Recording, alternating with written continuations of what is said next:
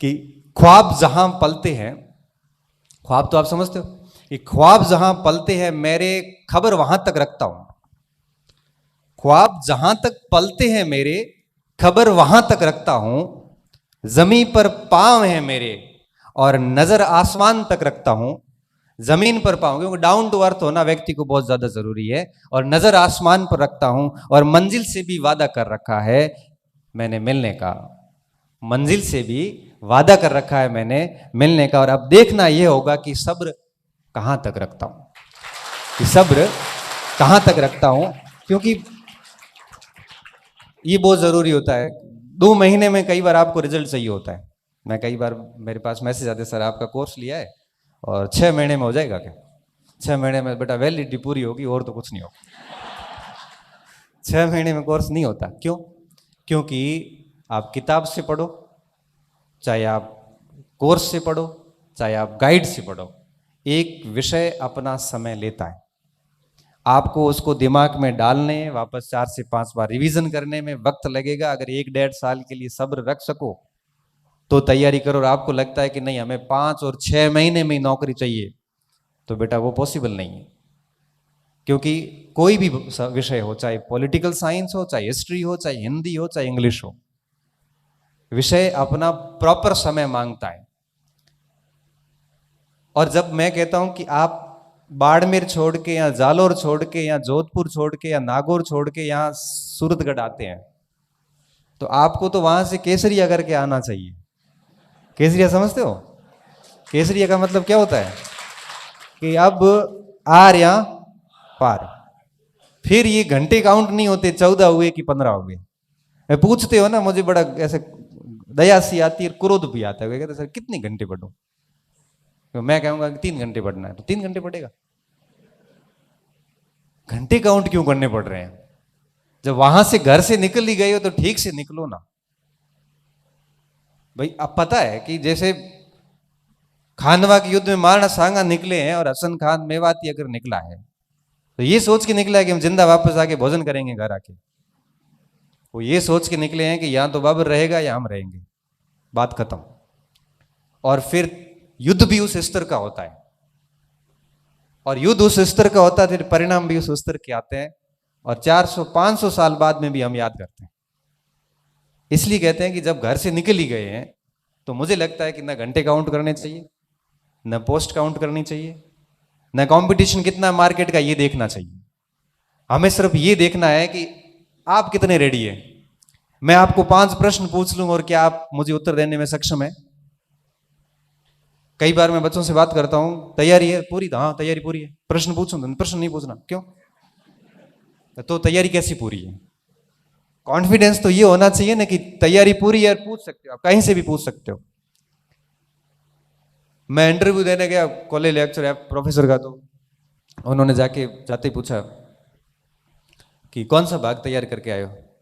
यद्यपि मैंने राजस्थान इतिहास और विश्व इतिहास नहीं पढ़ा था क्योंकि इतना टाइम मिला नहीं, इंडियन हिस्ट्री पढ़ के गया था। मैं सर सारा ही तैयार है। कॉन्फिडेंस तो रखो, सारा ही तैयार है। नहीं आएगा तो मना करते हैं कि अपराध थोड़ी है, तैयार तो है, तो परीक्षा पास हुई है। कहां से पूछे? मैं जैसा भी आपको ठीक लगे। तो आधुनिक से पूछ लें। हाँ सर वही पढ़ा हुआ था, मन में सोचा वही पढ़ा हुआ है। शुरू कर दिया, चलता रहा, चीजें चलती रही, बड़े आराम से चलती रही। तो ये कॉन्फिडेंस कब आता? जब आपने सच में पढ़ाई की है। कोई कहता है सर रात को पढ़ूं कि सुबह पढ़ूं उठ के? वही पढ़ाई करनी कभी भी करना। कभी कभार रात को कर लो, कभी सुबह उठ के पढ़ लो। लेकिन बात यह है कि हम पढ़ रहे हैं कि नहीं पढ़ रहे हैं। यहां पे आके पंचायती कर रहे हैं क्या? यहां पे आके पुस्तक भंडार पे, लाइब्रेरी के अंदर या 4 रूम लिए और बीच में बैठ के आराम से अगर आप पंच बने हुए हैं तो अब मान के चलना कि आप अपनी असफलता की कहानी उस जगह बैठे बैठे लिख रहे हैं। ये कंपटीशन है, बड़ा निर्दयी है।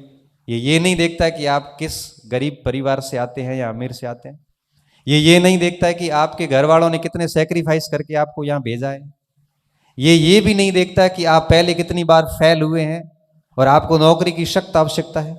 ये भी नहीं देखता कि आपके ऊपर पीछे पूरा परिवार इंतजार में बैठा है कि ये नौकरी लगे तो इन 2 बच्चियों को आगे भेजूं। ये भी नहीं देखता कि आपके हालात अच्छे नहीं है, आपको नौकरी की सख्त आवश्यकता है। ये सिर्फ ये देखता है कि ओएमआर सीट में आपने गोले कैसे भरे हैं। वो सीधी कंप्यूटर में ओएमआर सीट स्कैन होती है, सीधे नंबर आते हैं, किसी 120 में से 18 आते हैं, किसी 120 में से 112 आते हैं। और ये तय इस बात पे होता है कि आपने कितनी गहराई से, कितनी तन्मयता से किताबों को घोट घोट के याद किया है। हालत खराब हो जाती है किताब की साइज बड़ी हो जाती है। 120 पेज की किताब, 120 पेज का रजिस्टर ऐसे लगता है जैसे 500 पेज की किताब हो। 5-5, 6-6 कलर के स्याही घसी हुई होती है उस नोट्स पे या उस किताब के ऊपर। तब परीक्षा हॉल में जाते ही याद आता है कि ये बात पृष्ठ के किस भाग में लिखी हुई है। सीधा याद आता है कि दाएं तरफ ऊपर की तरफ मेरे लिखा हुआ है। ये स्थितियां आती हैं तब एक्यूरेसी आती, तब आप कहते हो हमारी एक्यूरेसी नहीं आती, गलत ज्यादा हुए सर। गलत होंगे ही कि मार आता आता है गलत हो गया। आते आते कैसे गलत हो गए? या तो आ नहीं रहा था या गलत हो गया, सीधी सी बात है। देखो आता आता किसी का गलत नहीं होता। ये एक सदी का सबसे बड़ा झूठ है। ये सबसे बड़ा झूठ है जो हम लोग अपनी असफलता को जस्टिफाई करने के लिए हर जगह बोलते हैं। आता आता किसी को गलत नहीं होता, पहली चीज। दूसरी बात, जब हम बाहर निकल के कहते हैं ना कि आधे नंबर में फेल हो गई या 1 नंबर ही ला रहे हो, भाई साहब आपने परीक्षा हॉल में पूरी ताकत लगा ली थी, 1 नंबर आया नहीं। आप 1 नंबर से नहीं हुए हैं। आप ये एक्सेप्ट कीजिए कि परीक्षा हॉल में आपने सारे हार्मोन एक्टिव कर लिए थे, आपने पूरी ताकत लगा ली थी, पूरी चेष्टा की थी। अगर किसी प्रश्न की अगर छोटी अंगुली भी पकड़ में आई थी तब भी उसको आपने गिराने की कोशिश की थी, लेकिन उत्तर निकला नहीं निकला, 1 नंबर आया नहीं। आपने पूरी मेहनत कर ली उसके बावजूद भी। और मैं ये कहता हूं कि जब आप घंटों घंटों पढ़ के, घंटों घंटों मेहनत करने के बाद में जब आप सिलेक्शन लेते हैं ना, तब वो 1 नंबर ही हासिल करते हैं। वो 1 नंबर के लिए बहुत मेहनत करनी पड़ती है, तब जाके वो 1 नंबर आता है और हम हंसते हंसते गलत करके आ जाते हैं। इसलिए कहते हैं कि जब जितना आप ढंग से मेहनत करेंगे, जितनी आप बार बार रिवीजन करेंगे, एक भाग के लिए भाई 1 ही किताब रखो ना, ये 20 किताबें रखने की क्या जरूरत है। 1 किताब तो कम से कम ठीक से याद करो। अपने घर पे लाइब्रेरी बना देते हैं और उस लाइब्रेरी में फिर कंफ्यूज होते हैं कि अब पढ़े क्या और छोड़े क्या इसमें। इसलिए इस बात का व्यक्तिगत रूप से मैं आपको कह रहा हूं, आप सब आए हैं तो कह रहा हूं कि हमेशा इस चीज का ध्यान रखें कि जब भी किसी परीक्षा की तैयारी करें तो बड़ी शांति से करें। किसी को मत कहो कि मैं किसकी तैयारी कर रहा हूं, सिर्फ 2-4 लोगों को पता होना चाहिए। रिजल्ट आएगा तब दुनिया अपने आप देख लेगी। दूसरी बात, हर भाग के लिए एक एक मैटर रखे, चाहे नोट्स रखो, चाहे किताब रखो, जो भी रखो। आप किसी को पूछो मत मुझे क्या पढ़ना है, क्योंकि हर व्यक्ति अलग अलग राय देगा और उस राय में आप कंफ्यूज ऐसे होंगे कि आप लास्ट में डिसीजन नहीं ले पाएंगे कि मुझे किस किस मटेरियल को देखना है। हर भाग की एक ही किताब लेके और फिर गायब हो जाओ। फिर मत देखो कि क्या चीजें हो रही है दुनिया में। फिर आप इतना काम करिए कि अपने उस सिलेबस को बार बार पढ़िए, उसको जितना आप रिवीजन कर सकते हो करिए। इस फोन को जितना साइलेंट करके रख सकते हो रखिए। आप जितनी ज्यादा मेहनत कर सकते हो करिए। इससे पता 2 फायदे हैं, एक तो रिजल्ट मिलेगा, दूसरा व्यक्ति अच्छे हो जाएंगे। व्यक्ति अच्छा होने का क्या मतलब है, जब आप अपने आप को इतना पढ़ाई में डाल देंगे ना, तो ना तो आपको गलत आदतें पड़ेगी, ना आपको गलत चीजें याद आएगी, ना आप अपने आप को गलत लोगों के साथ डालोगे, ना आप अपने आप को इन चीजों में संलग्न करोगे जो आपका समय खराब करते हैं। इसलिए कहते हैं कि पढ़ाई 2 चीजें देती है, केवल नौकरी नहीं देती बल्कि एक अच्छा व्यक्ति बनाती है आपको। और जितनी बढ़िया से करोगे उतना आपका परिवार भी आपसे खुश होगा। और मैं तो सिर्फ यही कहता हूं कि जब इतनी दूरी से यहाँ पे आए हो और यहाँ आके आप घर के भोजन को त्याग कर यहाँ का जब आप पीजी का या हाथ से बना हुआ भोजन कर रहे हैं, तो मुझे लगता है कि आपको तैयारी भी उस लेवल की करनी चाहिए। आपके रूम में आपका कोई भी व्यक्ति दोस्त 12 बजे 11 बजे भी आता है तो आप पढ़ते हुए मिलने चाहिए। ठीक है, थोड़ा बहुत रेस्ट करिए, लेकिन पढ़ाई के साथ कभी कोताही मत करना। ये 3 या 4 साल की है, आगे का पूरा जीवन बाकी कार्यों के लिए पढ़ा है। ये याद होने की क्षमता है 26-27 साल तक आते आते खत्म हो जाती है। ज्यादा से ज्यादा व्यक्ति 30 साल तक पढ़ सकता है, उसके बाद नहीं पढ़ सकता, फिर जिम्मेदारी आ जाती है। आप ये मत सोचना कि हर दिन आपका समान रहने वाला है। आज पैसे आ रहे हैं, कई बार घर में ऐसी स्थिति होती है, मैंने देखा है ये स्थितियां, मैंने बहुत निकट से एक दो मेरे स्टूडेंट को देखा। मेरी एक स्टूडेंट थी, दिल्ली पढ़ रही थी, आईएएस की तैयारी कर रही थी, बहुत शानदार तरीके से उसकी चल रहा था, फर्स्ट अटेम्प्ट था। बीच में ये कोविड की स्थितियां आ गई, वो बच्ची घर आ गई, घर आया और कोविड में उसके पिताजी की डेथ हो गई। पिताजी की डेथ होने के बाद में अब वो केवल एक बच्ची बची, माता की हिम्मत नहीं है कि उसको भेजूं, पीछे इतना खर्चा भी नहीं है। वो बच्ची दिल्ली विल्ली छोड़ के और घर बैठ के पढ़ रही है। घर बैठ के तो क्या पढ़ाई होगी। एक मिनट में ऐसी स्थितियां आ गई कि वो छत उजड़ गई, और छत उजड़ते उसकी स्थिति ऐसी आ गई कि उसने कभी सोची भी नहीं थी। इसलिए हमें इस गलतफहमी से बिल्कुल बाहर रहना चाहिए कि जिंदगी में हर दिन कभी समान नहीं आएगा। आज आपको मौका मिला हुआ है ना, आप देखना 1-2 साल बाद आपको पश्चाताप होगा कि कितना प्यारा अवसर था मेरे पास, घर वालों का पूरा सपोर्ट था, वहां बैठे थे आराम से, वहां पे टेस्ट दे रहे थे, वहां पे खूब पढ़ रहे थे सब दूसरे लोग, आप तो नहीं पढ़ रहे थे, सब लग गए, मैं रह गया। और रिग्रेट किसे कहते हैं, मैं हर बार बोलता हूं, आज फिर बोलता हूं कि एक अकस्मात कोई मर जाता तो उसे मौत कहते हैं, और कोई व्यक्ति हर दिन मरता है तो उसे क्या कहते हैं, पश्चाताप कहते हैं। हर दिन उसको एहसास होता है कि काश, और ये जिंदगी में जो काश होते हैं ना, ये जीने नहीं देते। फिर आपको एहसास होगा, लेकिन बेटा बहुत देरी हो चुकी होगी, और फिर आप वापस नहीं आ सकते, चाह के भी आप फिर पढ़ नहीं सकते। इसलिए कहता हूं कि जो ये अवसर मिला है ना, इसको आप यूं ही जाया मत करना, यहां से कोई न कोई बढ़िया परिणाम लेके निकलना। हम सिर्फ इतना ही कह सकते हैं। बाकी बड़ी इच्छा सी होती है कि हर बच्चे को एक व्यक्तिगत तौर पे समझो कि सुबह उठने से लेके शाम को सोने तक के टाइम को यूटिलाइज करो। एक एक मिनट बड़ा महत्वपूर्ण है। एक एक मिनट जाता है ना, आपको पीछे रखता है।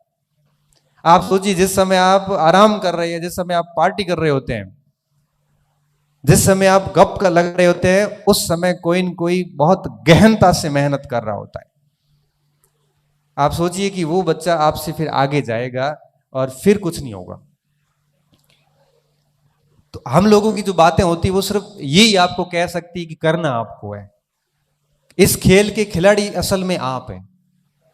हमारे पास में सिर्फ और सिर्फ ये कहे जा सकते हैं कि जैसे आज मैं यहां खड़ा हूं ना, तो ये मैं बना कैसे हूं, और इसके पीछे मैंने कोई विशेष अभ्यास नहीं किया, ना मुझे पता है कि मैं हूं क्या।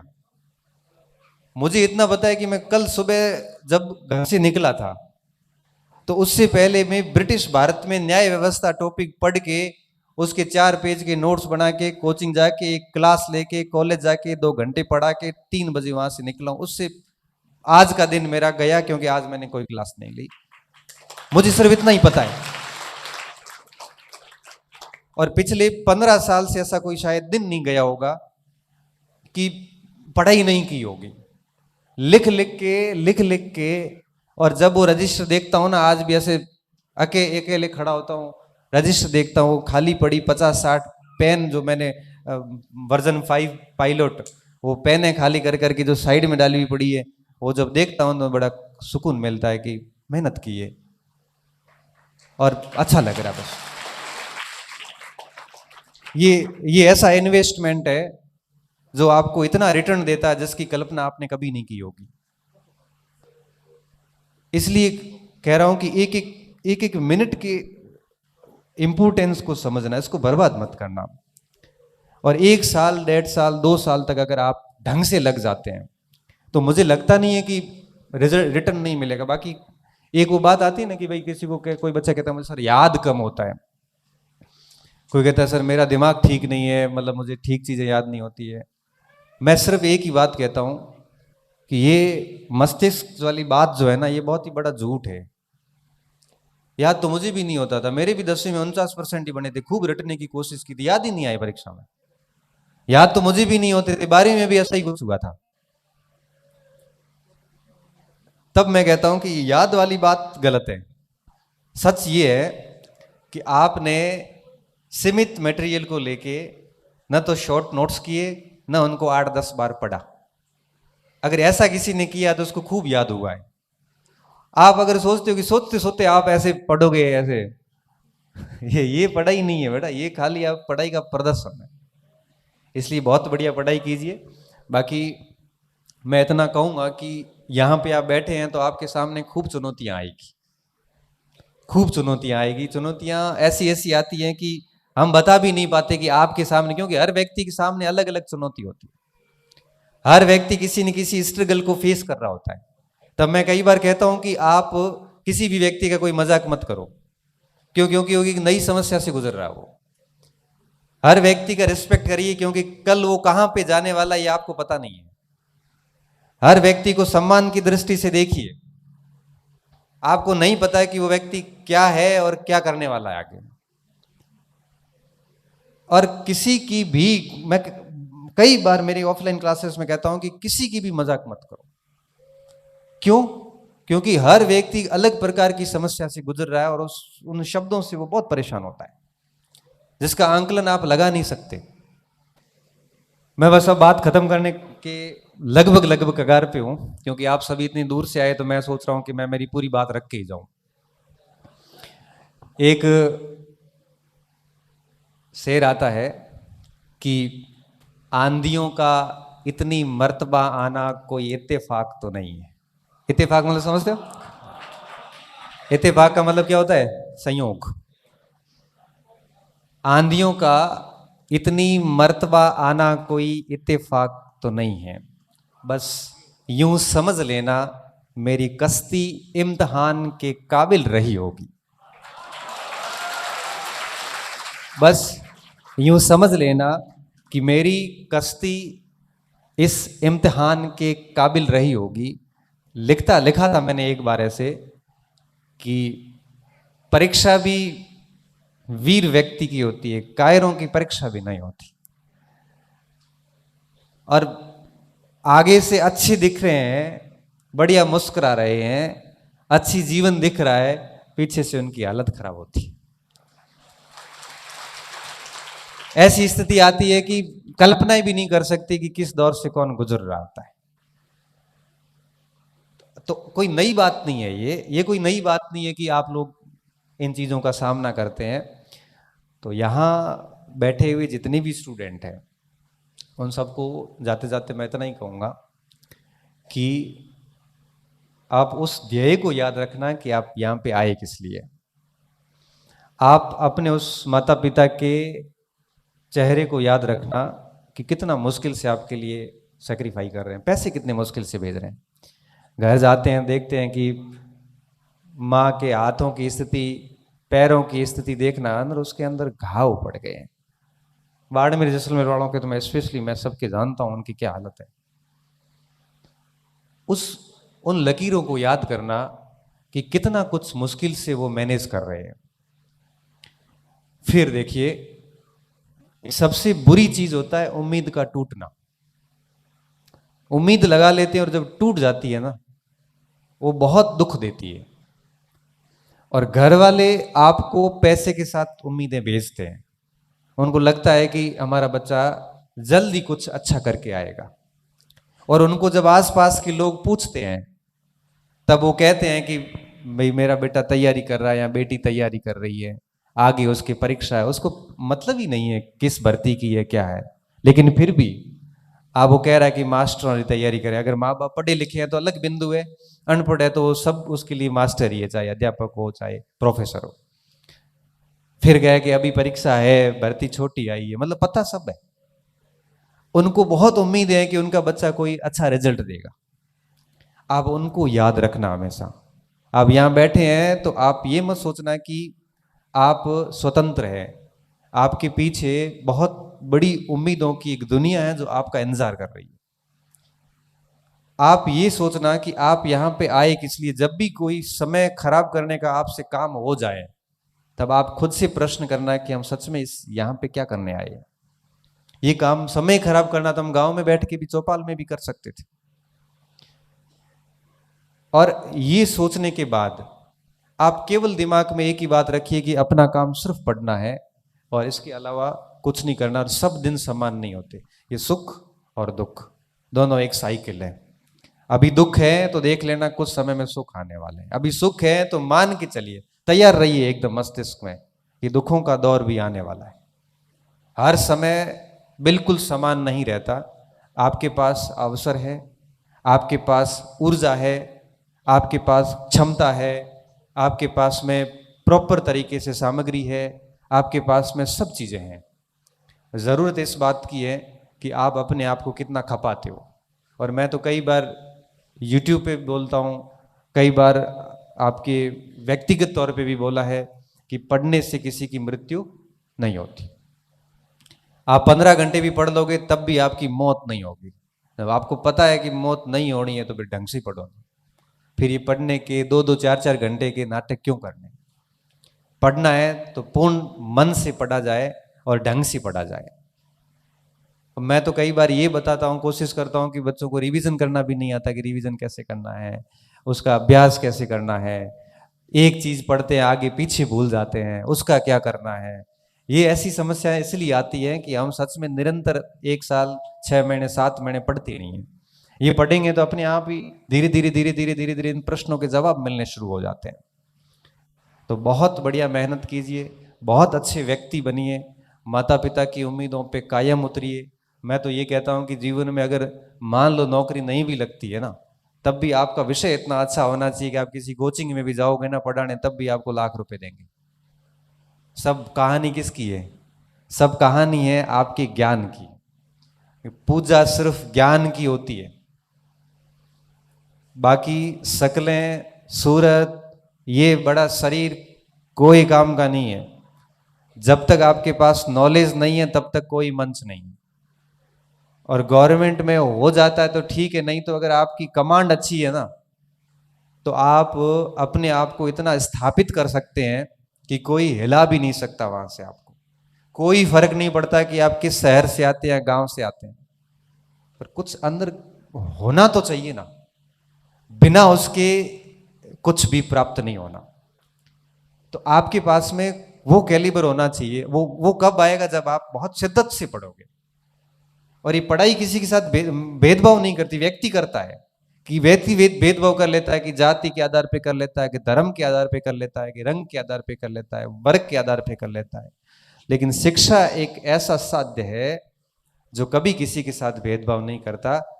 3 घंटे आप पढ़ोगे, 3 घंटे मैं पढ़ूंगा, बराबर चीजें बात में बैठेगी। ये किसी के साथ भेदभाव नहीं करता। और ये जितना ज्यादा चीजें की जाएगी उतनी ज्यादा पहचान बढ़ती जाती। आप कल्पना भी नहीं कर सकते कि आपको कितना कुछ मिलने वाला है अगर आप पढ़ाई करते हैं। तो बहुत सारी पढ़ाई कीजिए। कहीं पर भी कोई दिक्कत आती है तो अपना किसी न किसी अपने गुरु के संपर्क में रहिए, या अपने किसी ऐसे साथी के संपर्क में रहिए जो बहुत पॉजिटिव नेचर का व्यक्ति हो, जो आपको ठीक दिशा दे सके। बहुत ज्यादा पॉजिटिव भी नहीं कि तेरा तो सिलेक्शन हो ही जाएगा,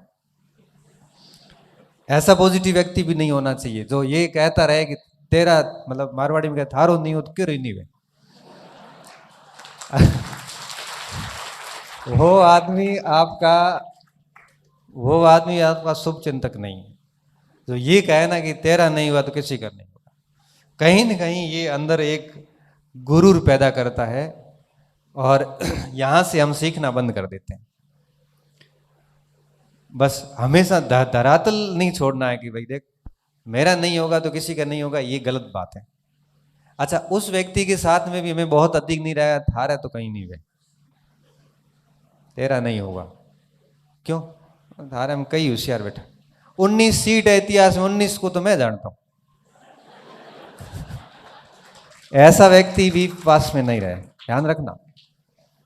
कितना ही अच्छा मित्र क्यों नहीं हो, अगर आपको डेली बहुत अधिक मोटिवेट करें या बहुत कब नेगेटिव मोटिवेट करें, तो ऐसे व्यक्ति से जितना दूर रहोगे उतना फायदा है। मैं एक बार एक कोचिंग संस्थान का एक डेमो लेने के लिए, मतलब एक एज ए स्टूडेंट, तो वहां गुरुजी बता रहे थे कि मैंने 4 बार आईएएस दिया, 4 बार आईएएस पर ही फेल हो गया। तो पूछा बच्चों ने, सर क्यों, आप तो बहुत अच्छा पढ़ाते हैं। उसका कारण था मेरा दोस्त। कैसे? वो सुबह और शाम उठते एक ही थारे प्री वे तेरे प्री नहीं होगी। और सुबह शाम ये सब सुन सुन के मेरे मस्तिष्क में बैठ गया कि मेरी प्री नहीं होगी।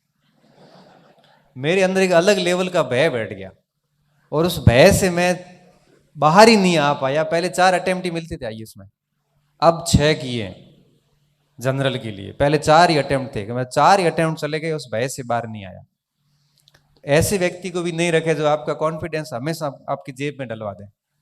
ऐसा व्यक्ति भी साथ में हो तो बचें, क्योंकि देखो परीक्षा हॉल में एक अकेले आप होंगे, आपका पेन होगा, आपका प्रवेश पत्र होगा और आपका आईडी कार्ड होगा, और आपके सामने आपकी ओएमआर सीट और आपका पेपर होगा, और कोई साथ में नहीं है।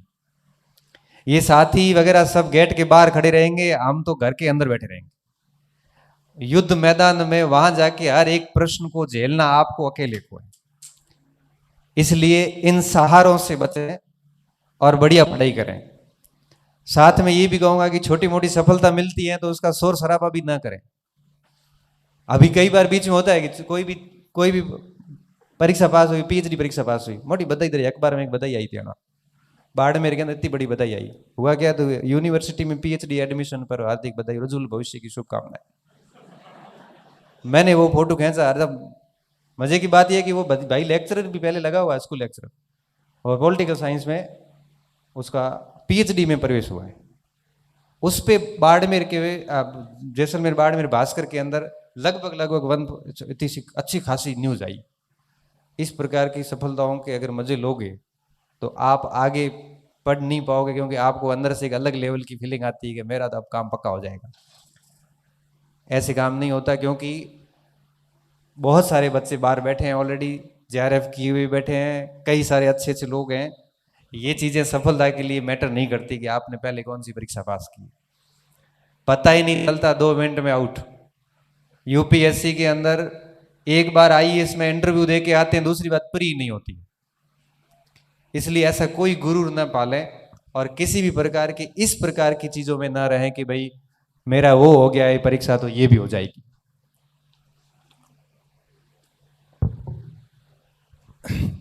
अब काफी हो गया है और 4 लाइनों के साथ मैं मेरी बात खत्म करूंगा, फिर वापस कभी मिलेंगे और उम्मीद करता हूं कि आप सब सफल होंगे तो सफलता के बाद ही मिलेंगे, है ना। और मुझे और हम तो चाहते हैं कि आप सफल हो और सफल होने के बाद में आप बच्चे ही कार्यक्रम करो और फिर आओ के सर आओ के एक बार थे मोटिवेशन दे गया था तो माना के थोड़ा सो।